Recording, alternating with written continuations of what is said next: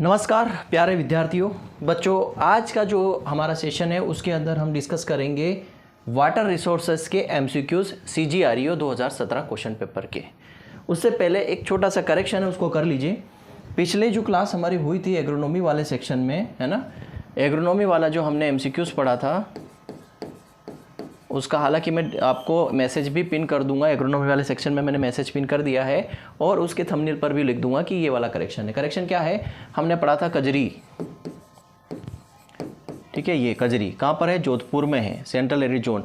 इसकी स्थापना 1959 में की गई थी, ठीक है। ये करेक्शन सुधार लेना, हमने वहाँ पे 1952 कराया था, 1959 इसको कर लेना। ये करेक्ट आंसर है इसका, 1959 में की गई थी इसकी स्थापना।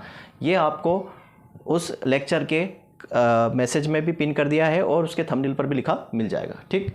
अब हम बात करते हैं, हम अपना आज का जो मेजर चीज़ है वो है वाटर मैनेजमेंट, ठीक है। आज हम डिस्कस करेंगे वाटर मैनेजमेंट के एमसीक्यू सारे।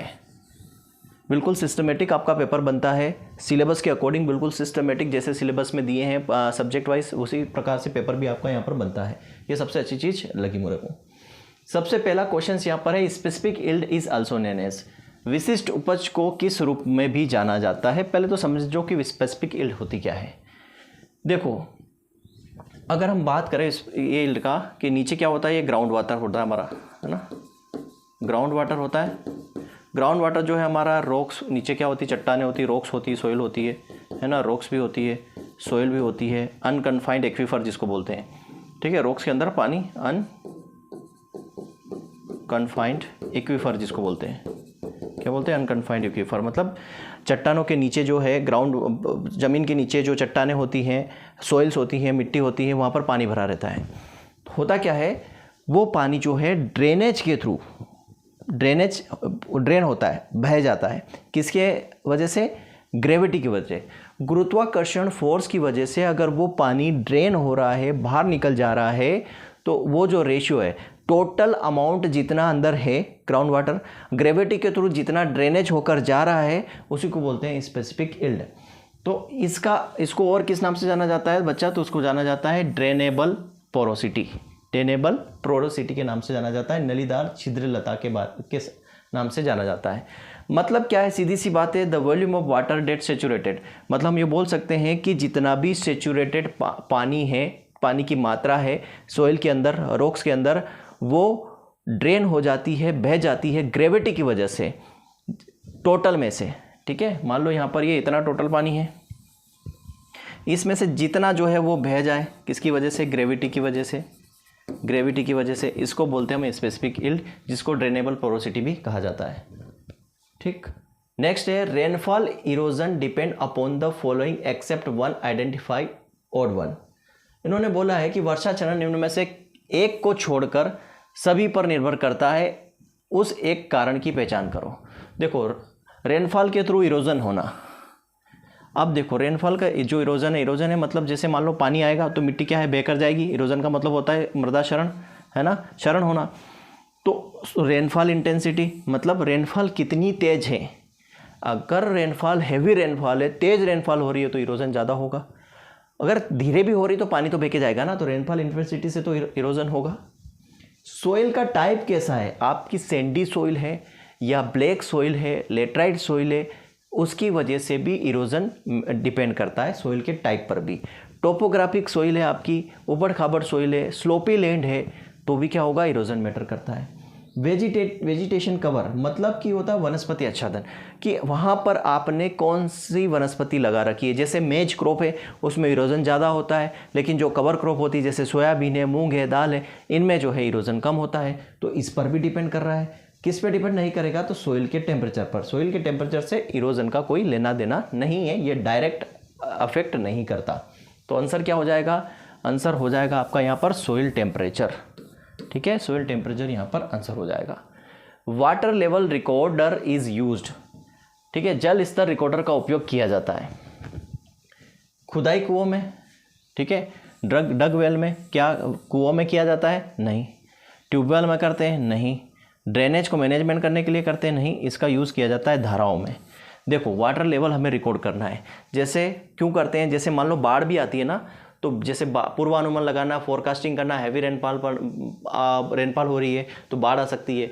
तो ये जो मौसम वैज्ञानिक जो होते हैं ना, मेट्रोलॉजिस्ट होते हैं, वो क्या करते हैं, इस वाटर लेवल रिकॉर्डर का यूज़ करते हैं धाराओं में, जो स्ट्रीम बह रही है, जो धारा बह रही है वहाँ पर यूज़ करेंगे कि कितनी स्पीड से जो है वाटर लेवल बढ़ रहा है, तो बाढ़ आने का खतरा हो सकता है।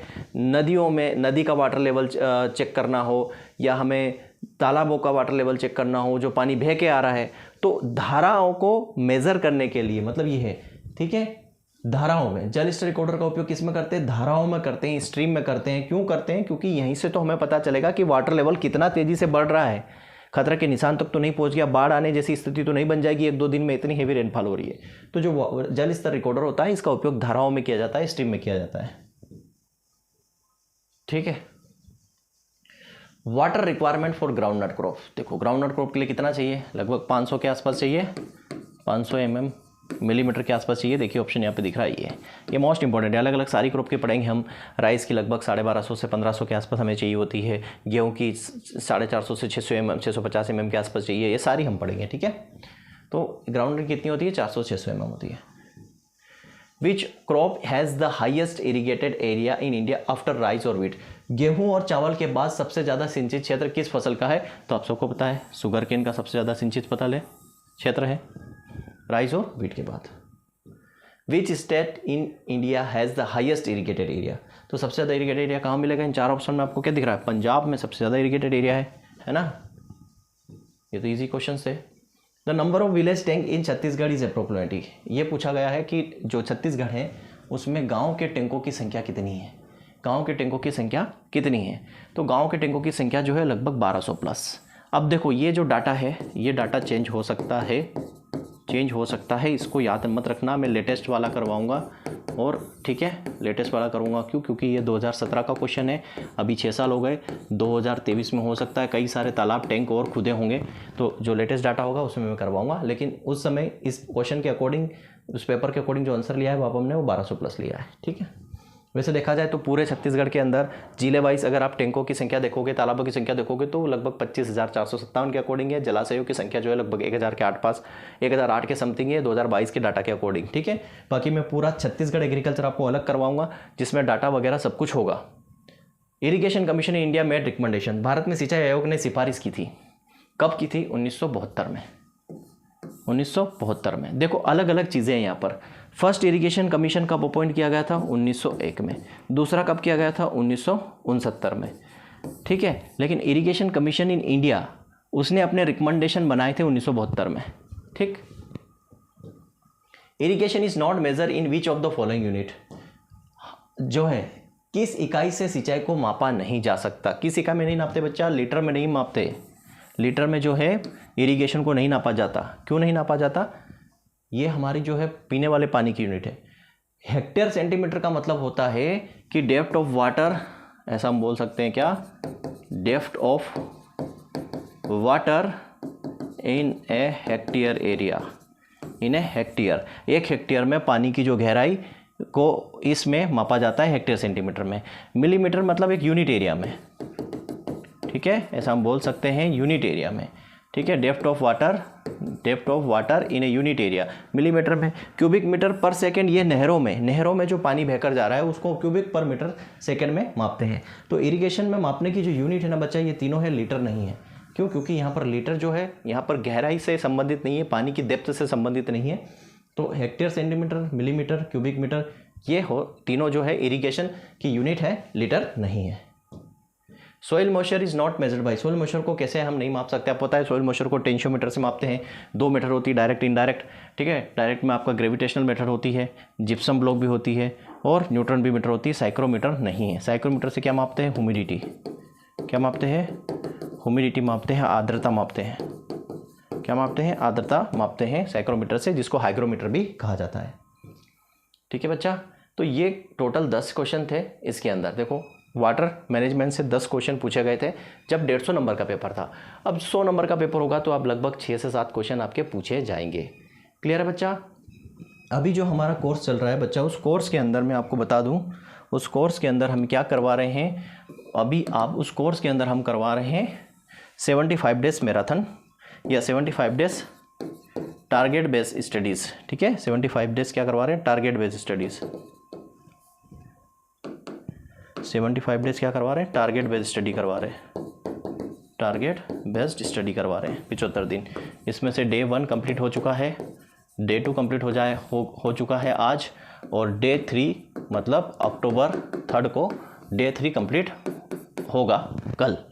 उसी बेसिस पर हम तैयारी करवा रहे हैं। इसमें आपको हम टॉपिक वाइज टेस्ट भी दे रहे हैं, टॉपिक वाइज टेस्ट जैसी क्लास होती जाएगी उसका टेस्ट भी है, उसी दिन कंप्लीट करना है। इसमें आपको सब्जेक्ट वाइज टेस्ट भी मिलेंगे, हर संडे आपको फुल लेंथ टेस्ट मिलेगा। 499 की कोर्स है, वैलिडिटी 12 महीना है, आप आराम से इसको ज्वाइन कर सकते हैं और अपने सिलेक्शन को इंश्योर कर सकते हैं। ठीक है बच्चा, थैंक यू वेरी मच, जय हिंद जय भारत।